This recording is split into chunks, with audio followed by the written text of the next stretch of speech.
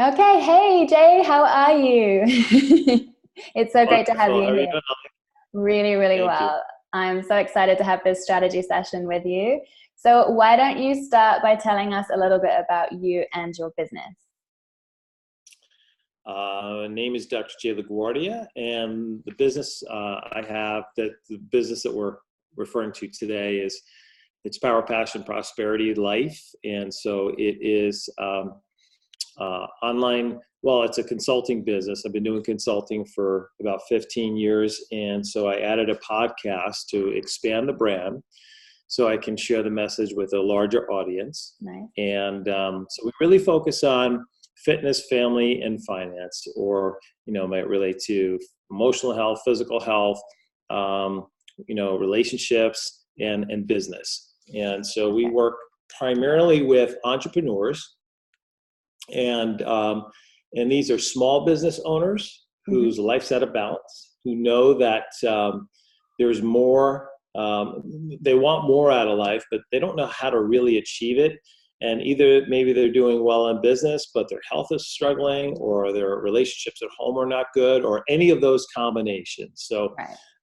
so we work specifically on helping formulate the strategies, the mindset to crush it at home, crush their health, and crush their business. I love it. So needed. So, specifically, you work with men? It's probably 60-40 men to Okay. females. Okay. Yeah. There's a bit of a mix there. Awesome. I love this space and what you do. And I love that you've started a podcast so more people can hear about all the amazing things that you do. So tell me, what would you most like to get out of our strategy session today that's going to help you move forwards in this business? You and I had a conversation in Puerto Rico, and you asked some really poignant questions that I feel that sometimes our messaging gets distorted, specifically because we focus on fitness and family and business. It's like, are you a business coach? Are you a lifestyle coach? Are Yeah. you know what I mean? So I think there's confusion there, and then that leads to confusion of what a viewer, a listener, someone engaging in our content should do. Right. And I really feel that this part, once we get this dialed in, will really set us off next year. We've got some really cool stuff that we're working on, and if we can get this dialed in, I think this is going to springboard us to new heights. Awesome. So right now you're feeling that perhaps it's a little bit broad. People don't really know exactly what it is you stand for or what to go to you for specifically. Is that right? Yeah, yeah. And, the other thing too is, my social media engagements, my online engagements, I definitely get more of a guy following, Mhm. you know, Yep. um, and so I'm wondering, should I target? Should I niche down Mhm. to more males? And my partner's like, no, because we're family, fitness, and business, we should include all. And I could see that, but on the other hand, the statistics don't lie, Yeah. is that men follow more than women do. So I'm a little confused, not confused, hesitant on which way to move that ball. Sure. So, who do you really love working with most of all? I really love working with entrepreneurs. Hmm. Yeah, Entrepreneurs. small business people, because businesses follow people. As people grow, their businesses grow. So like, I had a new client reach out to me yesterday, and it always comes down to, we got to change the 6 inches between his ears before we help him change his business. Hmm. And so he's his life is way out of balance. He's made some poor decisions, and now he's stuck in lack and scarcity, and that's just compounding. So a lot of people who come to me come to that. So they're looking for strategies, of course, which we can help them with. But we have to start there first before we Absolutely. put anything in play. Because if they're the same person taking new strategies, they're not going to get any different results. Absolutely. 80% of our results is down to the mindset and the approach that we take with it. For sure. 100%. So, I've got a lot of questions I want to ask you based on what you've just said. But I want to start with, what was the driving force for you to start this business? What was it that called you towards this work? when I was in practice, I had 10 clinics, and really one of the most premier clinics in the country, if not the world. So people would reach out to me asking for help. How did you do that? Can you teach me? Can you show me? And I started to do that. Well, that became a lot of work and a lot of time. So I said, well, if I'm going to do this, my knowledge and my time is worth a lot of value. So Right. I turned it into a consulting business, and it was primarily for chiros to start with, but now it's expanded to any kind of small business owner. And so I did that for 10 years, and honestly, it was one day I was meditating and I had this feeling, this like, man, I'm just playing way too small here. Mm-hmm. Like I don't have to work if I don't want to. I'm doing this out of passion, out of a labor to serve and to lead, where Yeah. I know there's a real void in leadership. And so I started this as a real desire to help make a difference in a much, much bigger way Mm-hmm. than working with a client here. At the Sure. time I probably had 20 clients, and it was great. I worked 2 days a week taking calls. Nice. So, but I really felt, and that's how the brand Power, Passion, Prosperity, because I asked myself, what are the three things that had the biggest impact in my life? Empowering, right? Empowering knowledge, right? Empowering the self, passion, and then that leads to prosperity in every area of life. Absolutely incredible. It's that whole ripple effect afterwards. So thinking about some of the clients that you've worked with that you really, really loved working with, that got the best results, tell me more about that person. Like if you could just pick the next person that you worked with, what would their situation be? Like, tell me more about them. So it's, kind of like I mentioned before, they feel stuck. They Mm-hmm. feel like their life is stagnant and neutral, or even, regressing. Like they thought they would be further ahead in those three areas than they are right now, or they feel so overwhelmed by all the things that they have to do. They don't even know where to begin. Mm-hmm. So first helping them sort out what the real issues are, Yeah. right? And then putting the helping them clarify their vision, and tying up that to their, specifically their why, and then helping them understand productive behaviors and habits, and then strategizing in those three areas of what they need to do, but really condensing it down.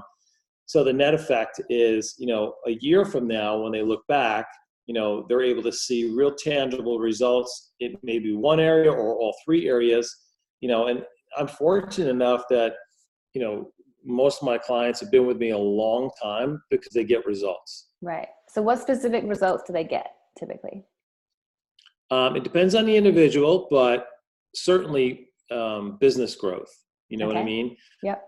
So whether that, sometimes it's a priority of values, creating more freedom. It's not more money; it's more freedom. Mm. Maybe it's profits. Mm-hmm. Excuse me. Maybe it's creating the exit strategy for their business in 5 years. Yep.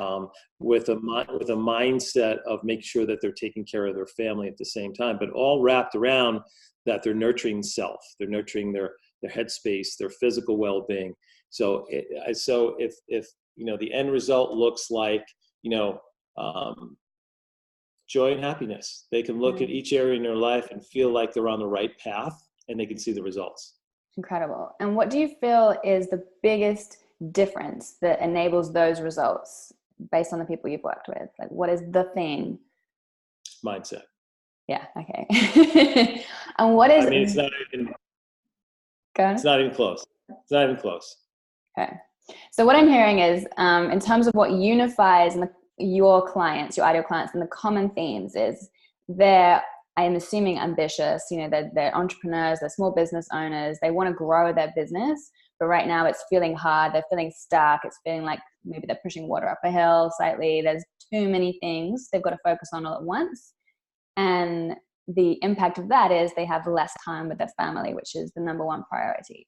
So this idea of freedom that they're feeling called towards, that they want more of, is ultimately to spend more time, in the way that they choose, right? Have those moments that matter with their family day in, day out.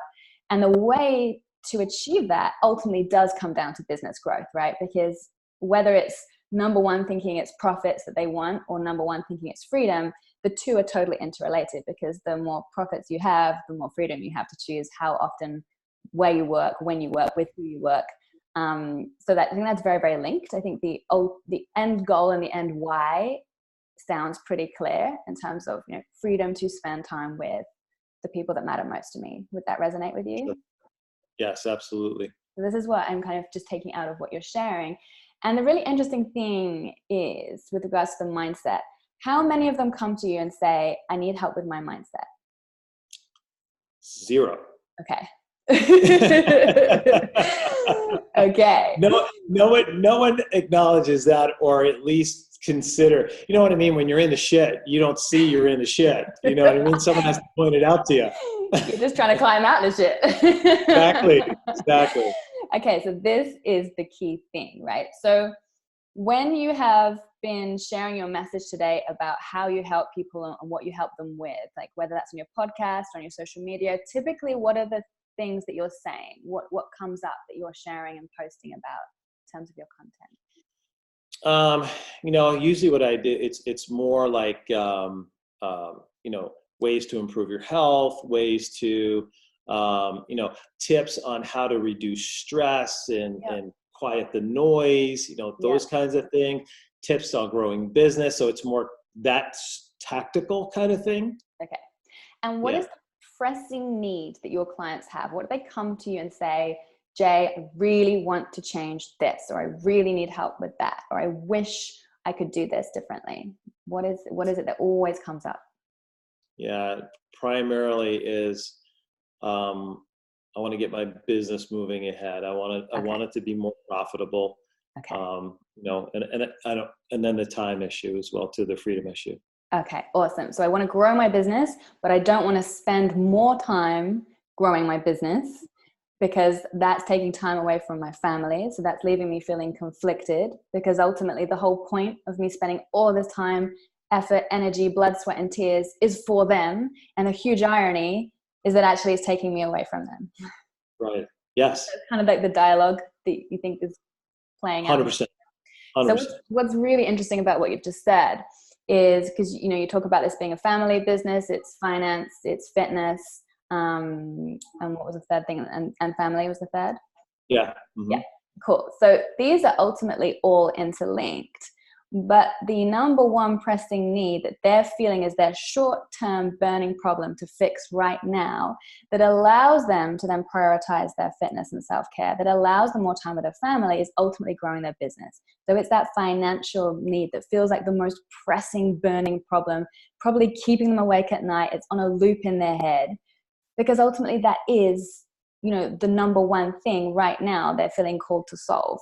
If they could address that, the other things will fall into place, right? Does that resonate? Yes. So the really interesting thing about any type of coaching and consulting is the vast majority of what we're actually delivering to our clients is, of course, mindset work. 100%. But that's not what people buy, unfortunately, because they half the time don't recognize that that's what they need. And we have to always remember that people buy what they want, and we sell them what they want, but we also deliver them what we know they need in order to get what they want. So your methodology, your approach, the incredible work you've been doing to date and that you continue to do, will still heavily involve the mindset piece, but that is not the number one messaging to be promoting to your audience. If the number one thing that they are saying is, I really want to move my business forwards and grow my business so that I can have more profitable income, so that I can have more freedom to spend with my family. 100%. Couldn't agree more. Does that make sense? Yeah, for sure. So it feels like if your audience is entrepreneurs and small business owners, and we know the number one pressing need is growing the business, that perhaps is the core of what you offer and the number one thing that you speak to. And then with regards to niching down to men, I mean, I personally think, well, you tell me first, where's your heart and your gut on that front? If it was only up to you. My gut tells me it's a broader message, and you know, there's as many female entrepreneurs now today than there are male entrepreneurs. So, and they suffer from the same affliction, you know, as guys do. maybe from a relatability standpoint, because I'm not a mother or I'm not, the head of a household and those elements of it. So maybe I'm not seen as someone who understands that aspect of it. And so therefore, that's maybe perhaps why more guys listen than gals. Yeah. And where do you feel you could have a more ownable space in the industry? Niching down to just men or looking at both? I hate to admit it, but probably niching down to men. Mm-hmm. And why do you hate to admit it? Because I see it as bigger, you know what I mean? But I get the whole, the relatability and, walk a mile in my shoe kind of thing. Mm-hmm. I'll never understand, even though I have an incredible role model with my wife and her being a business, and a mother and so on and so forth. But I still can't. I mean, I can appreciate it, but I can't understand it. Right. Right. So you working with these men specifically and supporting them in this way, how is that then positively impacting their family overall? My cat's just joined us for the. I see that. What's his or her name? Belle. Love it. So the question was, I'm sorry. So if you were able to really laser focus in and work with these men, these entrepreneurial men, these small business owners, where you feel you totally relate to them, you get it, you've walked in their shoes, they are the part of your audience that you see are attracted to you the most. If you were able to support them in the way that you know how to get them the results that you know that you can support them with, how is that then going to impact their families overall? What I've been told by other people is that you have what I want.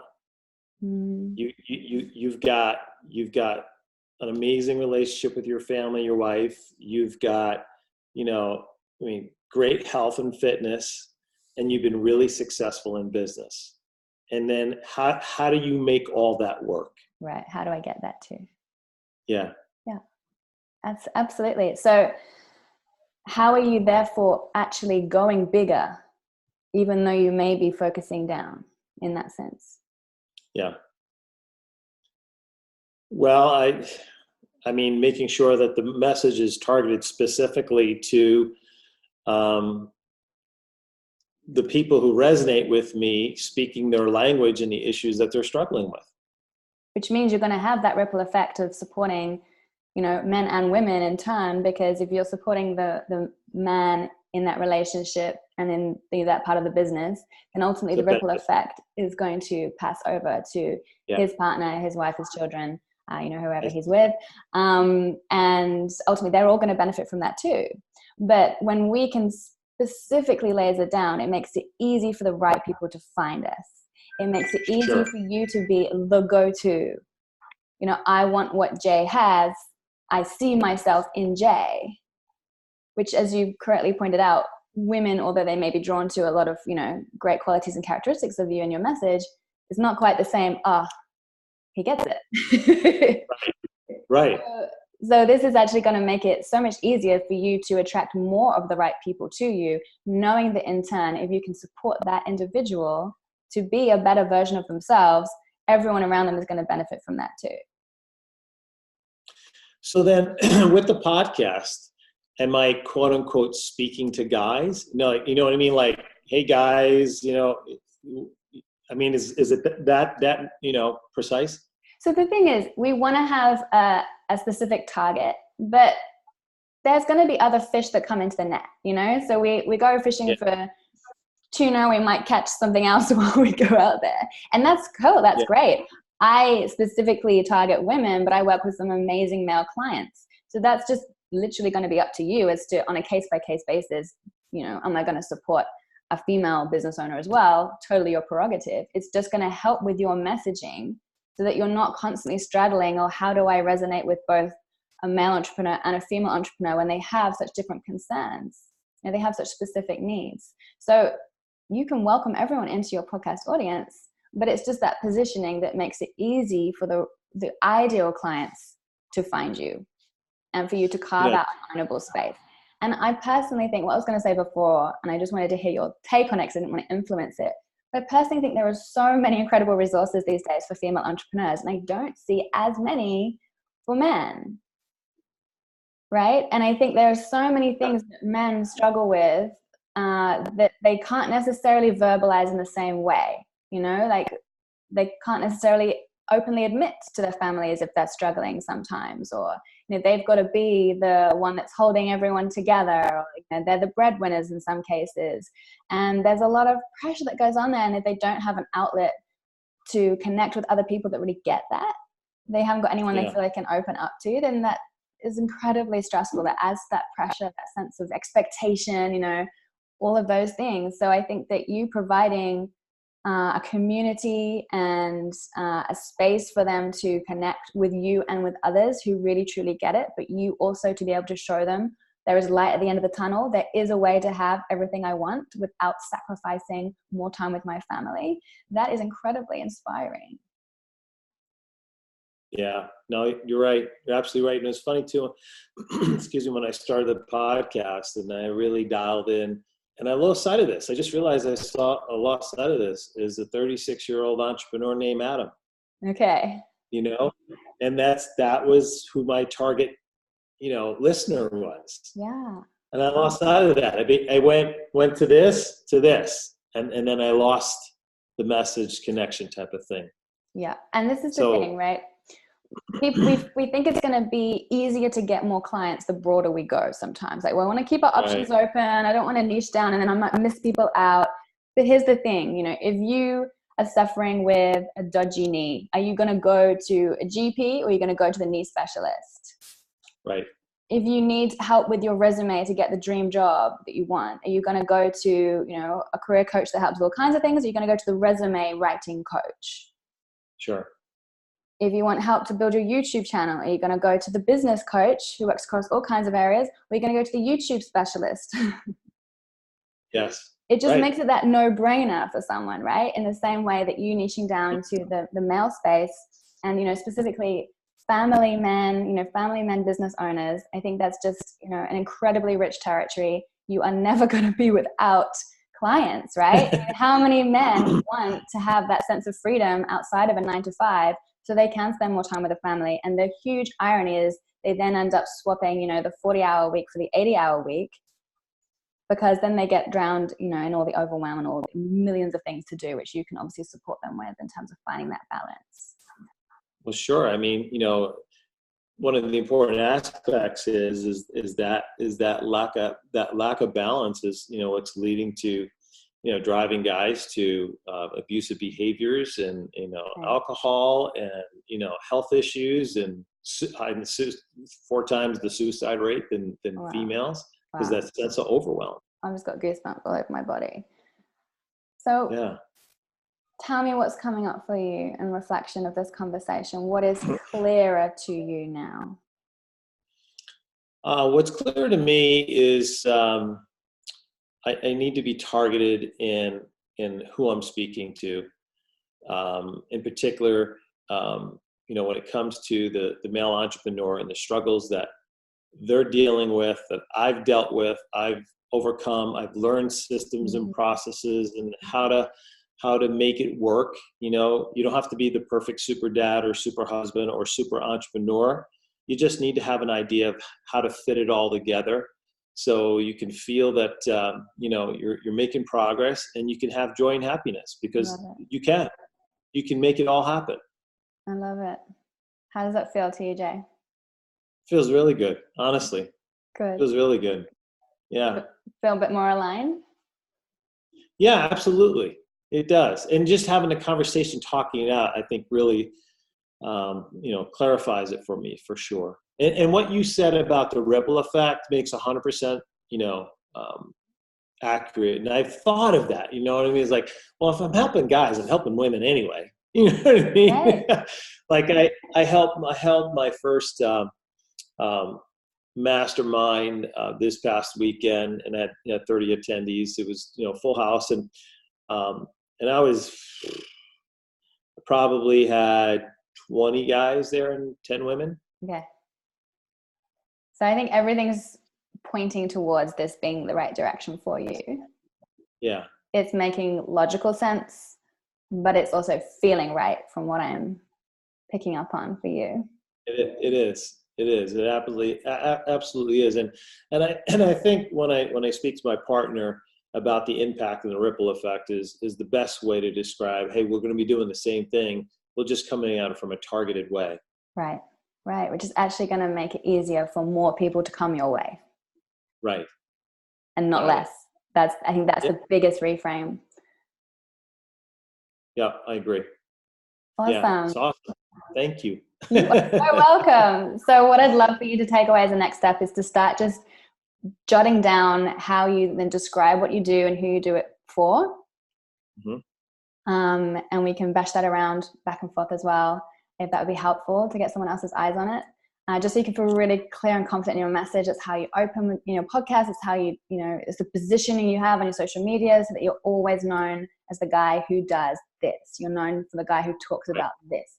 And that's how people will seek you out. It's how people will talk about you to others. Women will come across you and they'll tell their partners, their husbands, their friends, their brothers, their colleagues, about you, because it will be so clear, who you help and how. Perfect. Awesome. No, that's good. Good. This was fun. It was very, very, very much fun. So tell me about, obviously I know what you do, but so if as I'm working through this process, what does that look like as far as working together, and like what ultimately is the end result that as completing working together, the end result being for us?